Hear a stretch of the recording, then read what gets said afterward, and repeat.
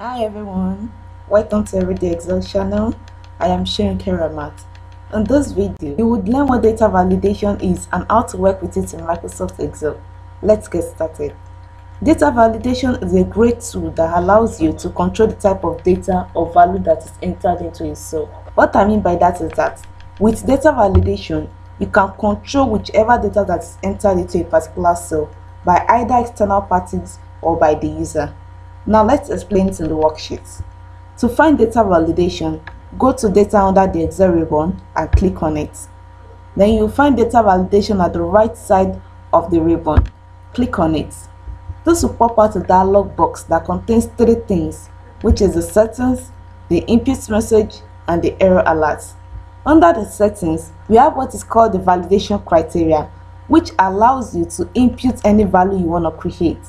By default, Excel allows any value, but for the purpose of this video, I recommend that you always put it in allow list. And this will create a source box that contains a red button, which you can use to collapse and expand the dialog box. You can collapse the dialog box and select the table of array that contains the data you want to input, expand the back and click on OK. But since this is just an illustration, I'll return it to default.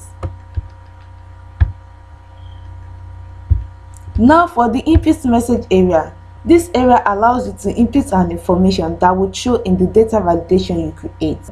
What I mean by that is that whenever you select a cell that you create the data validation on, whatever message you put in here is what would show. You can put in the title of the message and the body of the message. Now for the error alert area, this area allows you to input an information that would show when an invalid data is entered into the cell. You can choose the style of the message, if it is to stop the person, warn the person, or just give information to the person. You can put in the title of the message and the body of the message. Having explained all this, let's work with the data we have here. Now let's assume you want to send this data to your colleagues. You want them to pick their respective states of origin, their departments, and their units. Now you don't want each one of them to start typing one by one into the cell, where they could make a mistake of incorrect spelling, or they could even put in an information that you don't want to be into that cell. Now data validation is the right tool to help you with that. All you have to do is to ask for its help by simply selecting the preferred cell first, then go to data, then data validation and allow lists. Then you can collapse the source box and select the table of array that contains the data you want to input. Expand the back and click on OK.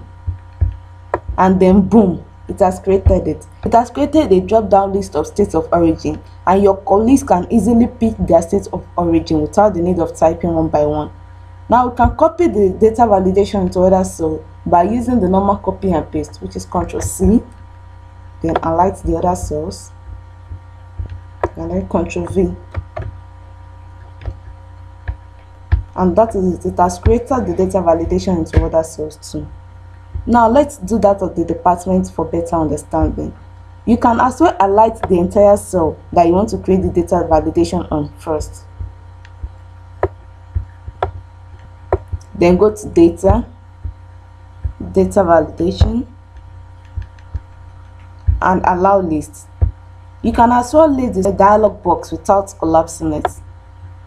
Just click into the source box and select the table of array that contains the data you want to input, and then click on OK. And that is it. It has created the data validation into all cells without the need of the copy and paste. Now to do that of the unit is a bit tricky, because I want to be able to get the appropriate unit for each department. I want it to be that if I pick a particular department here, I would get its appropriate unit. And to get this done, I would create names for all units under a particular department. I have 4 departments here, which is the commercial services, corporate communications, human resources, and the finance. So I would create names for all units under a department all together. And to do this, I'll go to the name box to rename it. I'll rename it to be the name of the department. Now in Excel, if you have to name more than 2 words, you need to introduce a special character, such as the underscore, period, or such. But for this video, I would use the underscore special character. Now I will do that of corporate communications as a department that contains two words. I love using the underscore symbol because I feel it makes my work very neat. And then that of human resources. You can as well join two words together, but I think that will cause name singularization, which might not be easy by other parties to read. And then that of finance. Now for the finance, I don't need to introduce a special character since it is just a word. And the next step is to select a preferred cell and the unit, then go to data, data validation, and then allow list. And then in the source box, I'll use a function called the indirect function, because the indirect function allows you to create a reference from data outside the dialog box. I want to create a reference under the department column. So I will create reference from the data. Now Excel will automatically lock any data you make reference to outside the dialog box. So I will need the use of the F4 function key to unlock it. Then you can close the bracket and click on OK. Now Excel brought out an error. It said the source currently evaluates to an error. Do you want to continue? The reason why it brought out this error is because Excel did not see any data on the department cell. Although the data is inside the department cell, but it didn't see it on the surface, and that's why it brought out this error. The error is a good one though, so I'll click on yes. Now I can pick the appropriate unit for each department. Commercial services, for example, I can pick its appropriate unit. Customer care, for example. And with this, we've learned how to create data validation in a cell. Now let's learn how to delete data validation. To delete data validation, select the cells that contains the data validation you want to delete. Then go to data and then data validation, and then click on clear all first. Then you can click on OK, and that is it. It has deleted data validation in those cells you highlighted.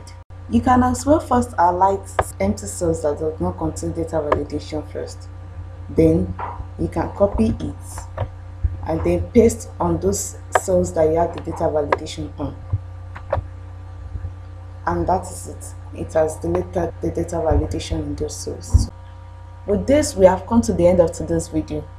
Thank you very much for watching this video. If you like it, please don't forget to subscribe down below. Thank you.